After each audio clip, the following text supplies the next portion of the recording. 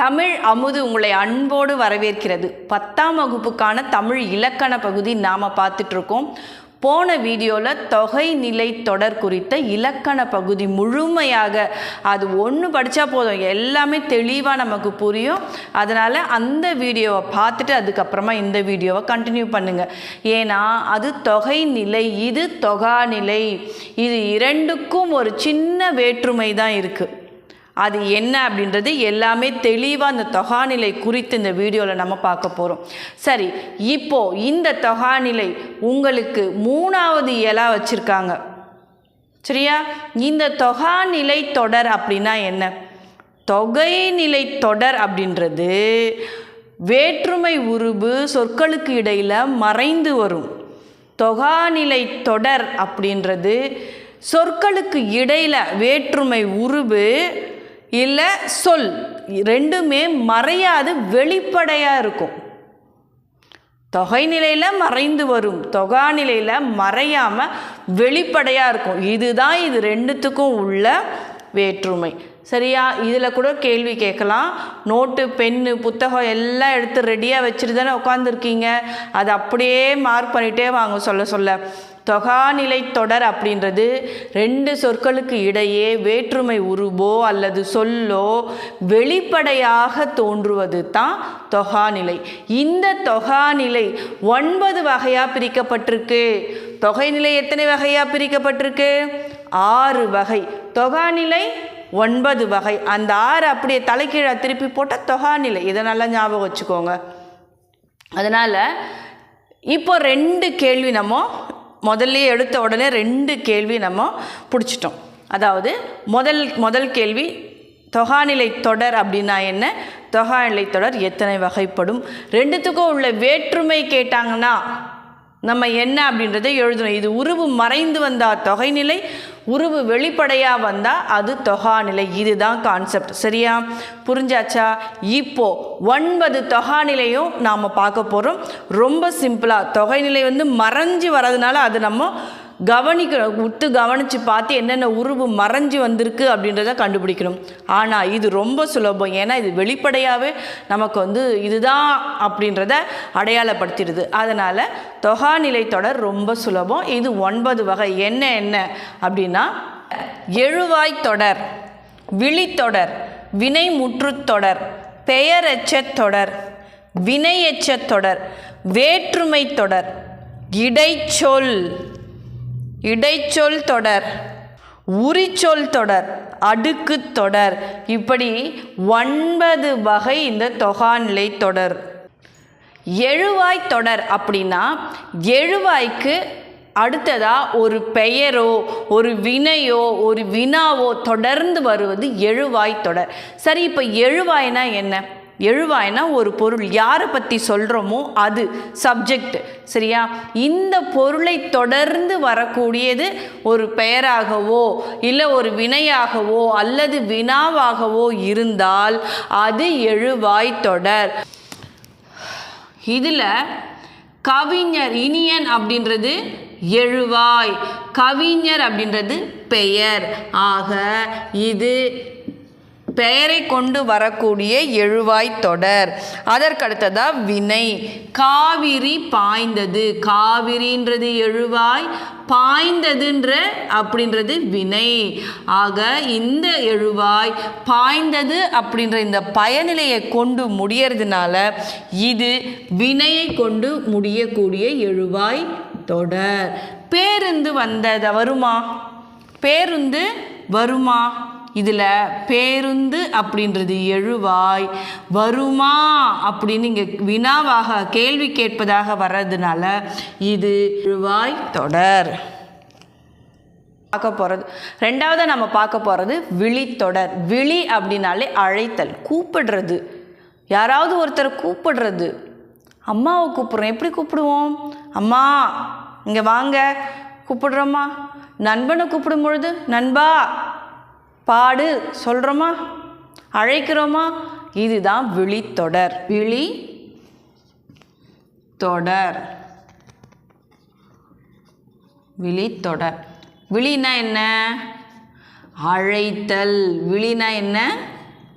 அழைத்தல். உன்னுடைய நண்பனை அழைக்கிற, எப்படி அழைப்ப? நண்பா கூப்பிடுறியா? கூப்பிட்டு என்ன பண்ணுவ? நீ என்ன சொல்ல நினச்சியோ அதை சொல்லணும் இல்லையா? நண்பான்னு விழிச்சாச்சு, நீ என்ன நினச்சியோ அதை சொல்லணும். என்ன நினைக்கிற? பாடு சொல்ல போறியா அவனை, இல்லை எடு சொல்றியா? நீ என்ன சொல்ல வர? அதை தொடர்ந்து இந்த விழியை தொடர்ந்து எழுதும் பொழுது அது விழித்தொடர். நண்பா பாடு. சரியா? விழித்தொடர் முடிஞ்சதா? சரி, அடுத்ததா நாம் பார்க்கறது என்னது? வினைமுற்று தொடர். இது முடிஞ்சது. ரெண்டாவது, மூணாவதா வினை முற்று தொடர். வினைமுற்று தொடர்னா என்ன? ஒரு வினை முற்று பெற்றாச்சு அப்படின்னு சொல்லுது. பெயர்லே சொல்லுதா? வினைமுற்று, ஒரு வினை முடிஞ்சு போச்சு. அப்போ அந்த முடிஞ்சு போன வினை எங்கே வருமா? பெயருக்கு முன்னாடி வருமா? அதாவது முதல்ல வந்துடும். பாடினாள். பாடினாள் அப்படின்றது வினைமுற்று. யார் பாடினா? கண்ணகி. யாரு? கண்ணகி. முடிஞ்சு போச்சா வினை? யார் பாடினான்ற அந்த பெயர் வருதா? அப்போ இது வினைமுற்று தொடர். பெற்ற வினை முதல்லையும் அதை தொடர்ந்து பெயரும் வந்தால் அது வினைமுற்று தொடர். சரியா? கோவிந்தன் என்ன பண்ணானா? ஆடினானா. ஆடினான்ற இந்த வினை முற்று பெற்றுச்சு. இந்த அப்படி முற்று பெற்ற இந்த வினை முதல்ல வந்து அதை தொடர்ந்து பெயர் வந்ததால் இது என்ன தொடர்? வினைமுற்று தொடர். முற்று பெற்ற வினை முதல்லையும் அடுத்தது பெயரும் வந்தா அது வினைமுற்று தொடர். சரியா? அடுத்தது பெயரெச்ச தொடர். இதில் எச்சம் அப்படின்னாலே முடிவு பெறலை அப்படின்னு அர்த்தம். முடிவு பெறவில்லை. எச்சம்னா என்னது? முடிவு பெறலை. அப்போ முடிவு பெறாத ஒரு வினை என்னது?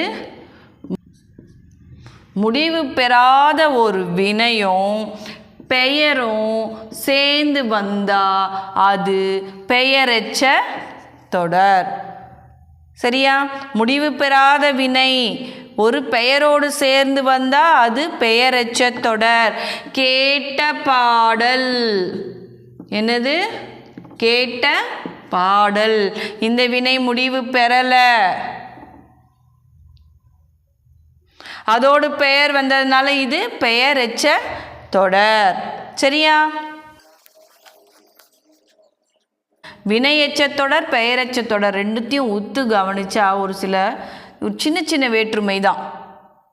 பெயரெச்சத்தில் எப்படி இருந்தது? முற்று பெறாத வினை வந்து வினையோட பெயர் சேர்ந்தது.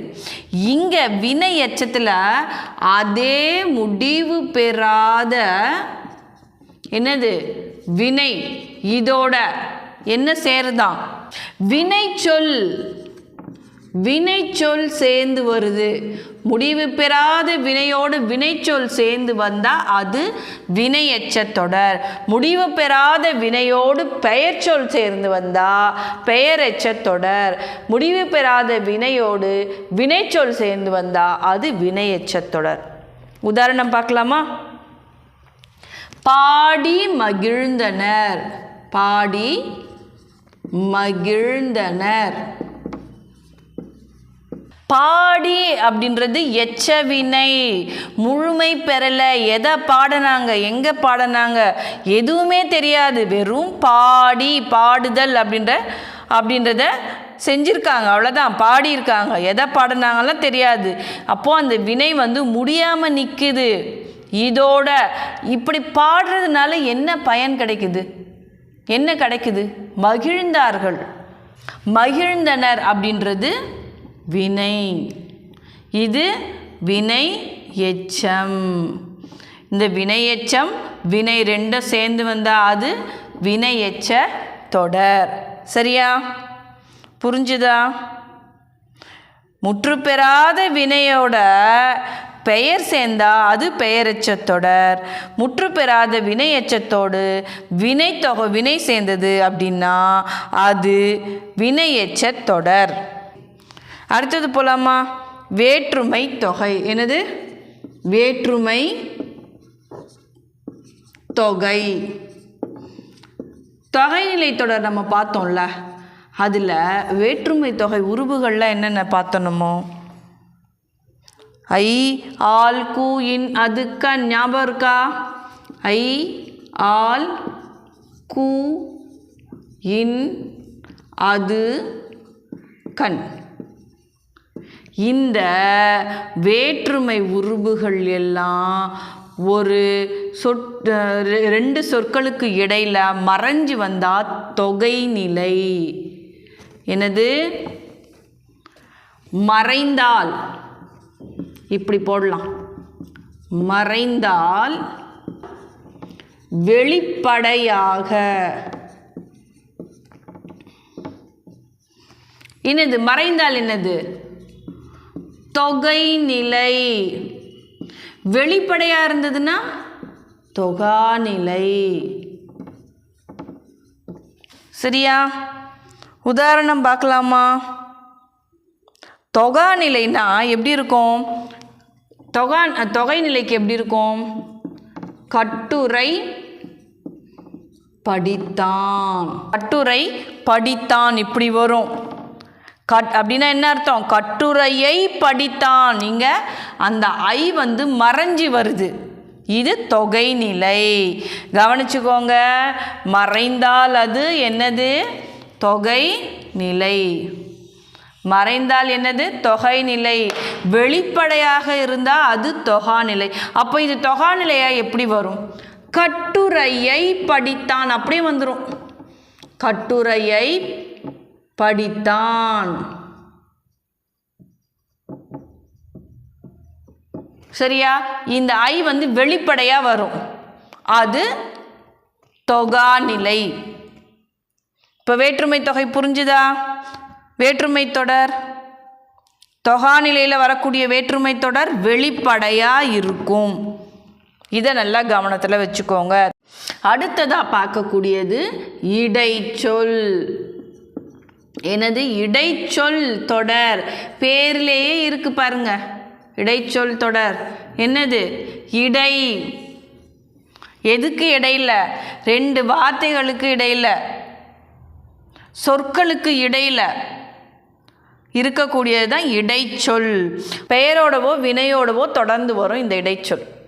சரியா? இடைச்சொல்ல தனியாக நாம் பிரித்து பார்த்தோம்னா பொருள் கொடுக்காது.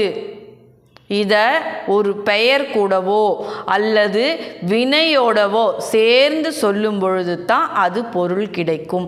ஆக இடைச்சொல் என்பது தனியாக இருக்கும் பொழுது பொருள் தராது. ஒரு பெயரோடவோ வினையோடவோ சேர்ந்து தான் இருக்கும். பெயரோடு வினையோடு சேர்ந்து தான் இருக்கும். சரியா? உதாரணம் மற்று, மற்றொன்று. இதில் என்ன இருக்கு? மற்று கூட்டல் ஒன்று, மற்றொன்று. மற்று இது இடைச்சொல். பொருள் இருக்கா? இதுக்கு ஏதாவது ஒரு பொருள் இருக்கா? கிடையாது. அப்போ இதோட சேர்ந்து வரும்பொழுது தான் பொருள் கொடுக்கும். ஆக இடைச்சொல் என்பது பெயரோடு வினையோடு சேர்ந்து வந்தால்தான் பொருள் கொடுக்கும். நோட் பண்ணிக்கோங்க. இடைச்சொல் எதனோடு தொடர்ந்து வந்தால் பொருள் கொடுக்கும் இப்படி கேட்டாங்கன்னா பெயரோடு தொடர்ந்து வந்தால் பொருள் கொடுக்கும். சரியா? அடுத்தது உரிச்சொல் தொடர். என்னது? உரிச்சொல் தொடர். உரிச்சொல் தொடர்னே சில வார்த்தைகள்லாம் இருக்குது. சரியா? அதெல்லாம் முதல்ல என்னன்னு சொல்லி நோட் பண்ணிக்கோங்க. அந்த வார்த்தைகள்லாம் வந்தால் உரிச்சொல் தொடர் ஈஸியாக நம்ம எழுதிடலாம்.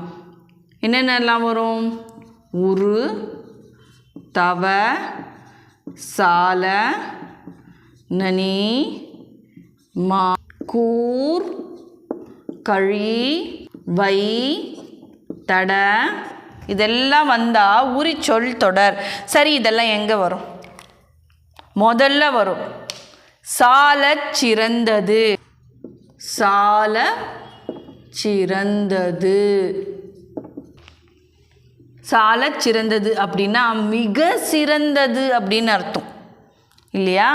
இந்த மாதிரி முதல்ல அடுத்த வார்த்தை சேர்த்து வரும் பொழுது அதனுடைய சிறப்பை விளக்கக்கூடிய வகையில் முதல்ல இந்த வார்த்தை அடுத்ததா அந்த பொருள் அந்த பெயர் வரும் பொழுது அது உரிச்சொல் தொடர் அப்படின்னு சொல்லப்படுது. என்னென்னலாம் நமக்கு வரும், எந்தெந்த தொடர்லாம் வரும்னா மாமனிதன். இங்கே பாருங்க, மாமனிதன் சொல்கிறாங்க இல்லையா? அப்போ இதில் மா என்னது? உரிச்சொல் தொடர். சிறப்புடையதாக இருக்கணும். நீங்கள் சொல்லக்கூடிய அந்த சொல், அவங்க கொடுக்கக்கூடிய அந்த சொல் ரொம்ப சிறப்புடைய சொல்லாக இருக்கணும்னா அதுக்கு முன்னாடி வரக்கூடிய இந்த உரிச்சொல் அப்படின்றது சேர்ந்து வந்தது அப்படின்னா அது உரிச்சொல் தொடர் அப்படின்னு எழுதிக்கலாம். சரியா? புரிஞ்சுதா?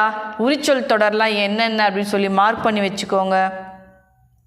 இந்த உரிச்சொல் சேர்த்தாலே அந்த சொல் மிகச்சிறந்ததாக மாறிடும். புரியுதா? சரி, அடுத்தது அடுக்கு தொடர். என்னது? அடுக்கு தொடர். அடுக்கு தொடர்னா என்ன? ஒரு வார்த்தை 2 முறையோ அல்லது 3 முறையோ அதே வார்த்தை திரும்ப திரும்ப வர்றது அடுக்கு தொடர்.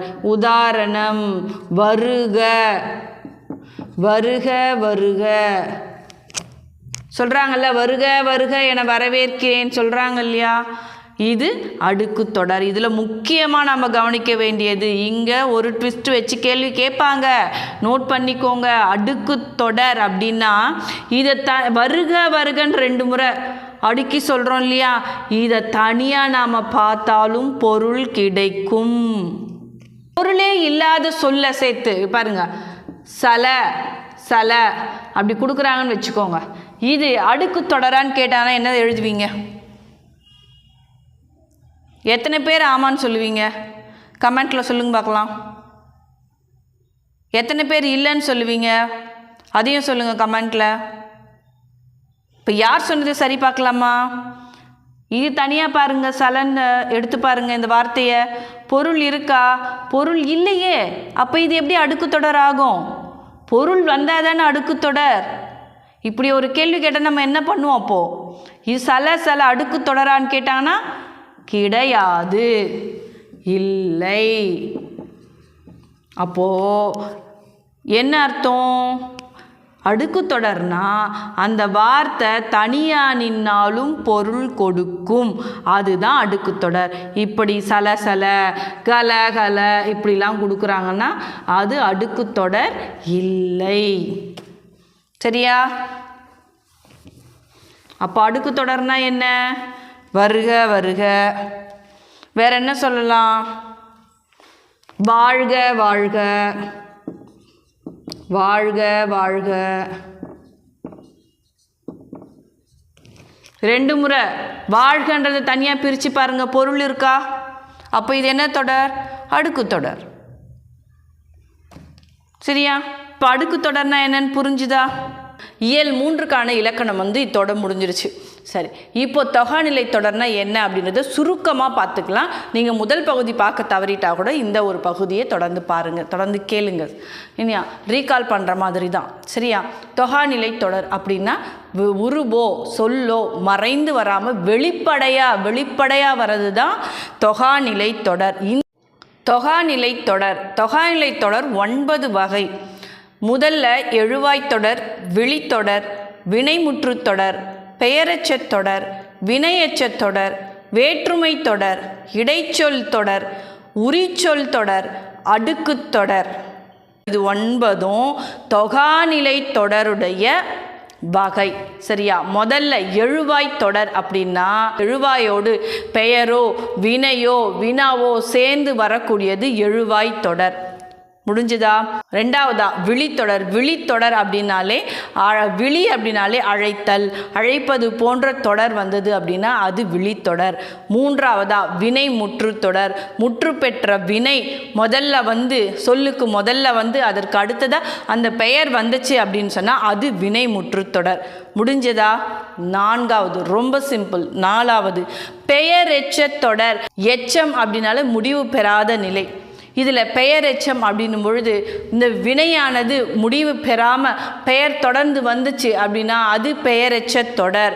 வினையெச்ச தொடர். அடுத்தது வினை எச்சம் அப்படின்னா எச்சம்னாலே முடிவு பெறாத நிலை அப்படின்றது நம்ம நல்லா தெளிவாக புரிஞ்சிருச்சு. இப்போது முன்னாடி முடிவு பெறாத பெயரெச்ச தொடர் அப்படின்னும் பொழுது முடிவு பெறாத வினையோடு பெயர் வந்து சேர்ந்தது. வினையெச்ச தொடர் அப்படி சொல்லும் பொழுது முடிவு பெறாத வினையோடு வினை வந்து முடிஞ்சது அப்படி சேர்ந்தது அப்படின்னா அது வினையெச்ச தொடர். சரியா? அதற்கு அடுத்ததா வேற்றுமை தொடர். வேற்றுமைக்கு உரிய உருவுகள் அனைத்தும் மறையாம வெளிப்படையா வந்தது அப்படின்னா அது வேற்றுமை தொடர். அதற்கு அடுத்ததா இடைச்சொல் தொடர். இந்த தொடரில் அந்த இடைச்சொல்ல தனியாக நீங்கள் பிரித்து பார்த்தீங்கன்னா பொருளே வராது. அதோடு இருக்கக்கூடிய பெயரையோ வினையையோ சேர்த்து படித்தாதான் பொருள் வரும். ஆக இதை வச்சு நீங்கள் ஈஸியாக கண்டுபிடிச்சிடலாம் இது இடைச்சொல் தொடர் அப்படின்றது. சரியா? அதற்கு அடுத்ததா உரிச்சொல் தொடர். உரிச்சொல் அப்படின்னாலே உரு, சால, தவ, நனி, கழி, தட, மா இப்படி எல்லாமே உரிச்சொல் வந்து இருக்குது. அது எல்லாமே நான் உங்களுக்கு வந்து கொடுத்துருக்கேன். அதெல்லாம் இந்த வார்த்தைக்கு முன்னாடி வந்ததுன்னா அந்த வார்த்தையை சிறப்புப்படுத்துவதாக இருக்கும். அந்த மாதிரி வரக்கூடிய வார்த்தைகள் நம்ம என்ன அப்படின்றத கண்டுபிடிக்கணும் அப்படின்னா இந்த உரிச்சொல் எல்லாத்தையும் நம்ம தெரிஞ்சு வச்சுக்கிட்டோன்னா ஈஸியாக அது உரிச்சொல் தொடர் அப்படின்றத எழுதிடலாம். முடிஞ்சதா? கடைசியாக அடுக்கு தொடர். அடுக்கு தொடர் அப்படின்னா 2 முறையோ 3 முறையோ வந்த வார்த்தையே மறுபடி வரும். அந்த வார்த்தையை தனியாக நம்ம பார்க்கும் பொழுது அதுக்கு பொருள் வந்து இருக்கும். அப்படி இருந்தால் தான் அது அடுக்கு தொடர். பொருள் இல்லாத வார்த்தையை 2 முறை மறுபடி கொடுத்துட்டு இது அடுக்கு தொடர் சொன்னாங்கன்னா கிடையாது. இந்த இடத்துல குழப்பறதுக்கு வாய்ப்பு இருக்குது. அதனால பொருள் வரும் தனியாக பிரித்து பார்க்கும்பொழுது பொருள் வந்தது அப்படின்னா அது அடுக்கு தொடர். வாழ்க வாழ்க, வளர்க வளர்க, வருக வருக இப்படி தொடரை வந்து வார்த்தைகள் வந்து அடுக்கி வருவது தான் அடுக்கு தொடர். இவ்வளவு தான் தொகாநிலை தொடர் 3வது இயல். இது நல்லா உங்களுக்கு புரிஞ்சிருக்கும் அப்படின்னு சொல்லி நினைக்கிறேன். நீங்கள் மறுபடி இந்த உதாரணங்கள் எல்லாம் எடுத்து என்ன கொடுத்துருக்காங்க, அப்போ என்ன டெஃபினேஷன் இதுக்கு அப்படின்றத அதை படித்து பார்த்து அந்த உதாரணங்களை நம்ம புரிஞ்சுக்கிட்டோம் அப்படின்னு சொன்னால் இது தேர்வு எழுதும் பொழுதும் கண்டிப்பாக நமக்கு நினைவில் இருக்கும். அடுத்த வீடியோவில் சந்திக்கலாம். அது வரைக்கும் நல்லா நீங்கள் வந்து மறுபடியும் அதை வந்து ரீகால் பண்ணிட்டே இருங்க. மோஸ்ட்லி வந்து நிறைய பேர் வந்து தமிழ் சப்ஜெக்ட் மட்டும் ஒதுக்கி வச்சுருங்க. கடைசி நேரத்தில் தான் தமிழ் சப்ஜெக்டே வந்து பார்க்குறீங்க. இருந்தாலும் இது வேறு வழி இல்லை. இது வந்து ரொம்ப நெருங்கி வந்த நேரத்தில் இப்போ பார்த்து தான் ஆக வேண்டிய சூழலில் இருக்குது.